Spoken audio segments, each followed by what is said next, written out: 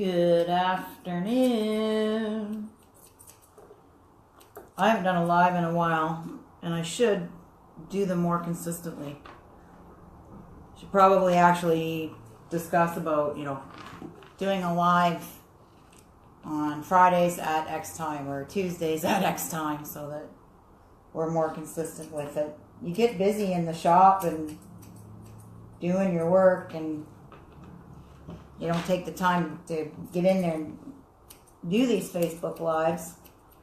And they're important. And something has come up today that it's really, really interesting. Because we've been having this trend with puppies for a long time. And we just deal with it and we just do our job, right? Do the best that we can all the time. And this morning we had 2 puppies. One puppy, it was its second visit, and the other puppy was its first visit. Both puppies have been to other groomers before they've been to us. So the first puppy, she came in to pick up. It's a little, it was a Morkie. Yeah, it was a Morkie. And she asked us how she was. And I said to her, she's kind of like a stinker face. It's not very good. She's biting and screaming and screeching, and she's just temper tantrums, which is kind of the way it goes with puppies. You're used to it, but not when they're 17 months old. You're not expecting that. So anyway, we got the job done. It's a really pretty puppy, and we got our work done, and Mom was happy. But she asked us, or no, I asked her. I said, the other shop that you were at that you weren't happy with, that she felt she got not a very nice haircut. And I can tell that the dog didn't get a very nice haircut because it's so aggressive, right? So I asked her. I said, did they never tell you? Did they never share with you what she's like? Where she's coming after you for the feet, and how she's behaving for the face and for the bath? Did they not share that with you? And she said, no, they never did. They always said she was good and she was sweet. Yet the haircut was terrible. So she said to me, why do you think that is? Why do you think they didn't say anything?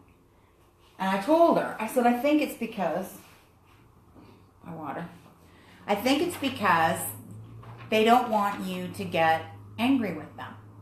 Because that's quite often the experience that I have when I'm honest with people and say, it's a bit difficult. They take it as though I'm shaking my finger at them and that I'm passing judgment or projecting some kind of judgment. And that's not the case. I'm trying to help you so that you can help support your puppy.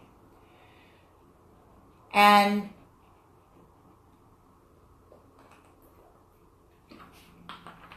this is how it seems to go.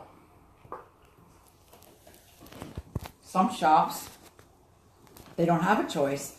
They have their really, really, really big shop, and that is the protocol of that shop. Don't say anything negative about the dog. You don't want the owner to be upset with you. I tend to be different. I tend to be very honest and upfront with people. So anyway, we had a great time with that owner, and she pre-booked for Christmas, and off she went. And then I went on to the next puppy, who had been a really big disruption in this room. And it's displaying behavior that doesn't have a lot of leadership at home. And it was displaying the first time that it was here that it didn't have a lot of leadership at home. But when the woman came in the first time to book her appointment, she was blaming the original shop. They must have done something to her. And you can see, I had the lady stay, She stayed here. You can see that by the way the dog's running around on the floor and the way it's behaving with other dogs and the way that it's behaving with myself, the way it's behaving with Jessica, you can tell in that behavior, because there's cues and signs, that this is how the dog is all the time. And it's looking for leadership and it's not getting it. So you just kind of be quiet and you don't say anything because you don't want to insult people. We do our job and do the job, and away she goes. And she came back today, and it was 6 weeks later, and it was worse. And it was interesting because the lady left this time, and she came back before the dog was done, before she had her phone call, and she said, you know, how was she? And I said, she's really bad. She's not good at all. And I said, she's doing this, and she's doing that, and the lady was blaming me for doing something to her dog, just like she did to the other shop where she went. It's like, interesting. We just said to the lady with the Yorkie, this is why grooming shops don't often share the truth about the difficulties that they have, because they get blamed for stuff they didn't do. But either way, there's a pattern with puppies these days. And we shouldn't be having puppies en masse globally, because groomers talked about these things. You know, there's forums, there's Facebook groups where we're having these aggressive puppies. There's puppies that are 5 months old and they're coming after you with all they've got, and they're drawing blood and you're causing stitches, and you're having a couple of days off to recover, or a couple of weeks off, or you're having to make an insurance claim because it's so bad. Some people think that it's no big deal. It's just a puppy. It can't hurt you. Well, that is an absolute wrong thinking, because it does hurt a lot. I think sometimes people don't have value in obedience training, and they don't go to an obedience trainer. I don't know why. Abadoodle. Because it's clear that people need to consider it. And I mean, our neighbors next door, there's another example. Their daughter moved back home, and she brought her puppy with her, and the puppy was just off the charts. And they went to McCann's. Eventually, then Grandma took over, and off to McCann's they go, and I think they still go to McCann's. And turn that puppy around. He's a good puppy, right? It's a nice dog now. I think another thing that happens is that mistakenly people treat their puppy like it's a baby, like it's a human baby. And I'm here to, in my opinion, and I've got a lifetime of experience in working with animals, dogs specifically, but lots of other kind of animals. The puppy leaves its mother at 8 weeks, 10 weeks, whatever age it is. It leaves its mother and it comes into your home. When it comes into your home, that puppy is saying in its puppy head, who's the leader, or where's the leader? Where's the water? Where's the food? That's it. Not where's the soft bed, where's the fireplace, and where's the toys? Where's the leader? Who's my leader? And if that leader doesn't take on that leadership role, that puppy will say, doesn't appear to be any leadership here. I'm feeling insecure about that, because that's how I work. That's how I tick. That's how I am a dog. I need a leader. There doesn't seem to be a leader here. I better be the leader. And the puppy starts to take over, and the pecking order starts to shift. And that's when the problems start. That's what I see. I haven't had an actual conversation with any trainers, but it wouldn't shock me. if they said that I'm right on track. And what happens is we see a puppy when it's really young, and the pecking order, I think, at home hasn't been that the dog hasn't completely assumed full leadership yet. But generally by that second or third visit, it's full on into its leadership role. And it's too young and immature, and it doesn't know how to be a good leader, and it's just an aggressive meanie. And it's coming at you with teeth, and it's not cool. And it's not just in my shop. Right? It's happening in shops in Ireland, and it's happening in shops in Nova Scotia. And it seems to be getting worse and worse and worse. So it's a dialogue and a discussion that I want to open up and say, well, why is this happening? Why are people not taking their dogs to trainers? Why are they not doing, joining obedience calls? Why are they not YouTubing and finding out what they need to do to support their dog?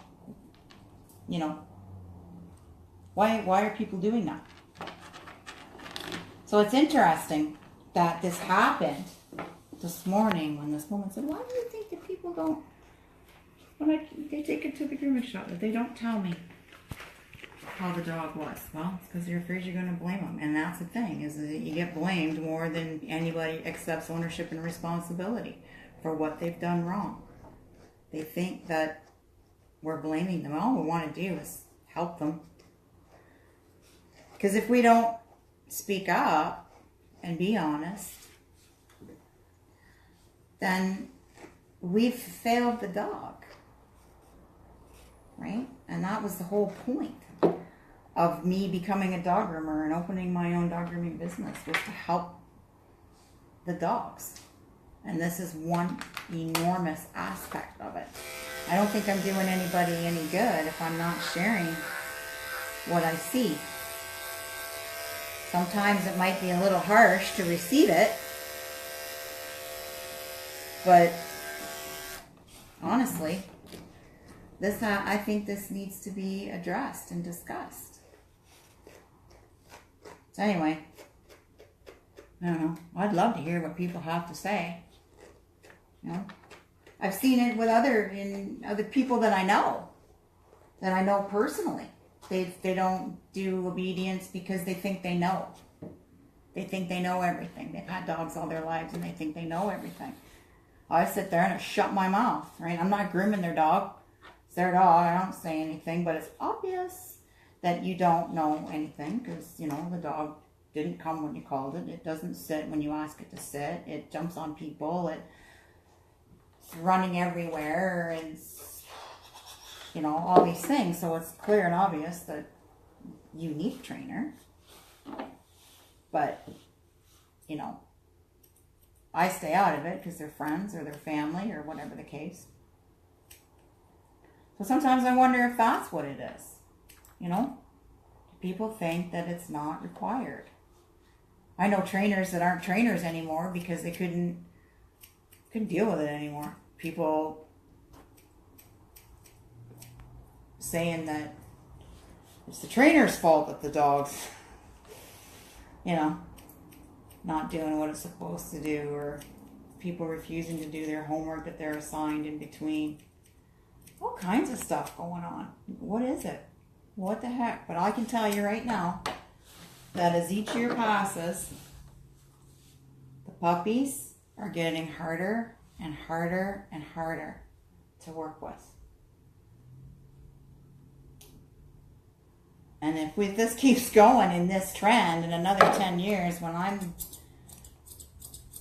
no longer a dog groomer, or, when I'm retired, what are those young and up and comings going to be dealing with? Is it the rescues? That's another thing. Yeah? Is it the rescues? Oh, we rescued them. We rescued them. And there's that emotional thing about how they've rescued the dog, and people tend to stay stuck in that story of, oh, well, he was a rescue, so therefore, insert story, right? Let me tell you, Andrea's dog came from the streets, because he lived on the streets for 2 years anyway. Like, literally lived on the streets.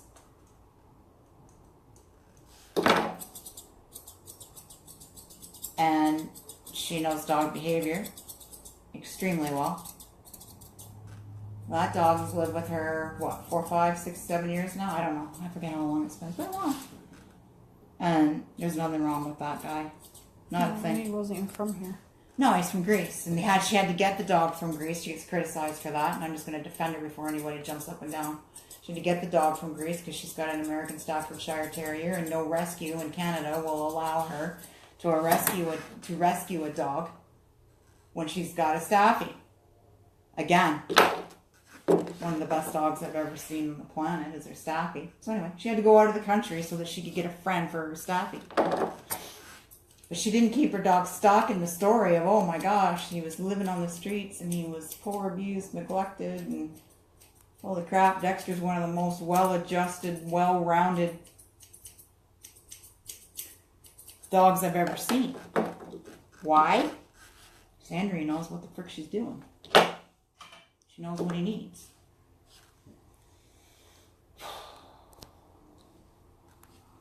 Yeah. So anyway, let's have that conversation, folks. You get a puppy.